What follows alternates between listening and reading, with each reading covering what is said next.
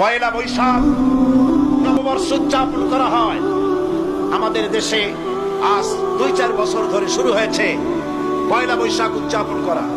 পয়লা বৈশাখে সকাল বেলায় বাসন্তী রঙের শাড়ি পরে সারা রাত রাস্তায় আলপনা এঁকে রমনা লেকের পাশে গিয়ে যুবতী আর যুবকরা বাসন্তী রঙের শাড়ি পরে সূর্য উদয়ের পানে করজোড়ে সেদিকে তাকিয়ে বলে, এসো হে নববৈশাখ স্বাগতম হে।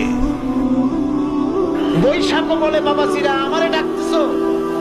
ওই ডাকছি, অপেক্ষা করো, আসতেছি। যে বৈশাখকে ডাকা হলো, স্বাভাবিক বৈশাখ কালবৈশাখী রুদ্র রূপ ধারণ করে 180 মাইল স্পিডে এসে বাড়ি ঘর কল কারখানা ভাঙ্গা জনমের মতো স্বাগতম হে